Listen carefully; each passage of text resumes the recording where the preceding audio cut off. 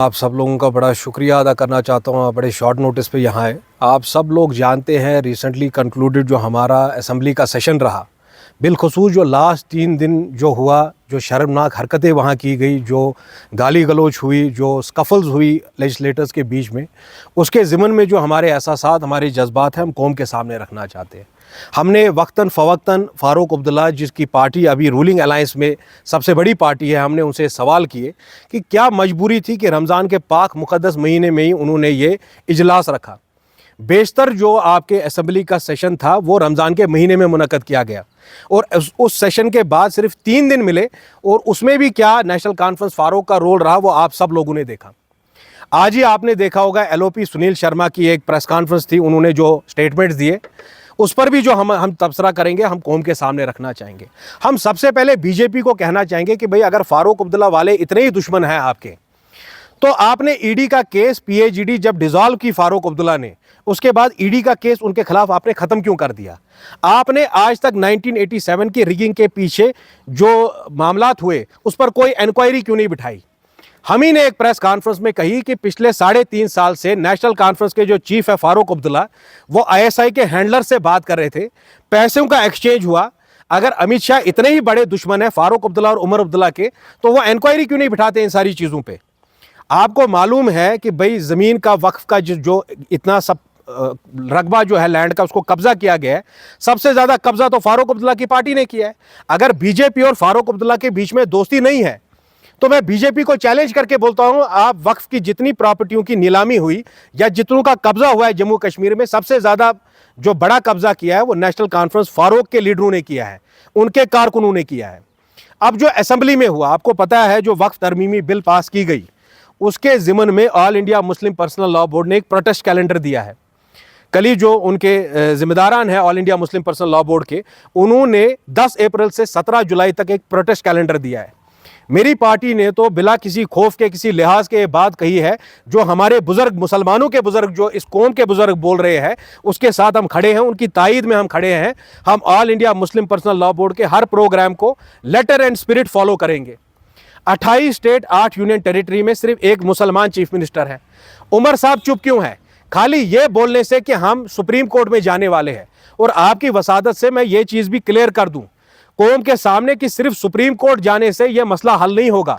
हमने किसानों की बिल पे ये देखा कि किस तरह हमारे सरदार भाई जो है वो सड़कों पे बैठे, उन्होंने पुरअमन जो है अपनी मुहिम को चलाया, अपने एहतिजाज को पूरी इस्तकामत से लड़ा, तब जाके उनको इंसाफ मिला।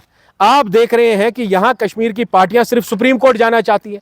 क्या हम बाबरी मस्जिद के इशू पे सुप्रीम कोर्ट नहीं गए? क्या हमने देखा नहीं सुप्रीम कोर्ट के वो 4 जज जिन्होंने बाबरी मस्जिद का वर्डिक्ट दिया? एक आदमी रंजन गोगोई, उसको राज्यसभा में ले लिया बीजेपी वालों ने। दूसरे जो एक जज थे बाबरी मस्जिद के वर्डिक्ट में, उनको गवर्नर बना दिया किसी स्टेट का। 370 के मामले में भी यही हुआ। Why are you giving government of India an exit route? अगर कल को हमारे पास कोर्ट से फेवरेबल डिसीजन नहीं आया वक्फ की बिल में, तो हम तो ये असासे हमेशा के लिए खो देंगे। जब हमारे जो किसान भाई हैं उनकी 3 बिलें आई, क्या वो सुप्रीम कोर्ट गए? ये जंग तो हमें सड़क से लेकर संसद तक लड़नी पड़ेगी, सड़कों से लेकर पार्लियामेंट तक लड़नी पड़ेगी, अपने लोगों की आवाज़ को बुलंद करना पड़ेगा। मैं उमर साहब से बिना किसी खौफ, किसी लिहाज के एक बात पूछना चाहता हूं। जो all India Muslim personal law board ने एहतिजाजी कैलेंडर इजरा किया है 10 अप्रैल से लेकर 17 जुलाई तक, क्या आपकी हुकूमत उसकी तायद करेगी? क्या आप उनको कुछ माली मावनत करेंगे? ये जो सारे प्रोटेस्ट होते हैं, जो सारे एहतिजाज होते हैं, ये जो सारे मुहिम चलानी पड़ती है, इसमें बहुत माली खर्चा भी आता है। नेशनल कॉन्फ्रेंस फ़ारूक तो सबसे बड़ी पार्टी है जम्मू कश्मीर में, क्या मदद करने वाले हैं वो all India Muslim personal law board की? बिला किसी रोक टोक के वो हमें बता दें। आखिरी पॉइंट, आपको मालूम है जम्मू कश्मीर असेंबली में भी ये पॉइंट रेज किया गया कि भाई जब कर्नाटक की असेंबली में वक्फ के खिलाफ एक रेजोल्यूशन पास किया गया, तमिलनाडु में 5 की 6% भी मुसलमान नहीं है, वहाँ भी एक रेजोल्यूशन पास किया गया। एक ऐसी रियासत जो पूरे मुल्क में मुस्लिम मेजॉरिटी है, एक ही वाहिद रियासत थी जम्मू कश्मीर की, उसको भी यूटी बनाया गया। वहाँ यूटी में भी लेजिस्लेटिव असेंबली में ये इजाज़त नहीं दी जा रही है हमारे इलेक्टेड मेंबर्स को वक्फ पर बात करने की। राथर साहब, मैं पूरी कौम के सामने ये बात रखना चाहता हूँ, राथर साहब वही काम कर रहे हैं जो फ़ारूक साहब उनको बोल रहे हैं करने के लिए। फारूक साहब आज पसे पर्दा बीजेपी के साथ है, बल्कि आज ही नहीं, जिस दिन उन्होंने पीएचडी को तोड़ दिया और जब ईडी का केस उनके खिलाफ विड्रॉ किया गया, हम सबको उसी दिन मालूम हो गया कि फारूक साहब क्या करने वाले इस कौम का। राथर साहब is getting directions from Farooq Abdullah to go easy on BJP, इसीलिए उन्होंने वक्त पे कोई डिबेट करने नहीं दिया। हुकूमत फारूक अब्दुल्ला की, लेजिस्लेटर्स फारूक अब्दुल्ला के, स्पीकर फारूक अब्दुल्ला का, और अगर फिर भी वक्त पे कोई बात नहीं होगी और गाली गलौज वो किसी और को कर रहे हैं। भाई मुफ्ती मोहम्मद सईद कहां से आ गए सबके बीच में? मुफ्ती मोहम्मद सईद तो उनको तो गुजरे हुए लगभग 10 साल हो गए। मुफ्ती मोहम्मद सईद आज थोड़ी असेंबली में है। इसीलिए फारूक अब्दुल्ला अपने एजेंटों के जरिए बाकी मुखालिफिन जो अपोजिशन पार्टीज है उनके खिलाफ गाली गलौज करवा रहे हैं, जबकि असलियत यह है कि राथर साहब को हिदायत खुद फारूक अब्दुल्ला ने दी थी कि वक्त पर डिस्कशन अलाउ नहीं किया जाए। फारूक साहब की पार्टी को मैंडेट क्यों मिला है? 370 पे उन्होंने अपने मंशूर में, इसी मंशूर से सब नकल वकल करके मंशूर में लिखा है कि प्री 53 स्टेटस लाएंगे।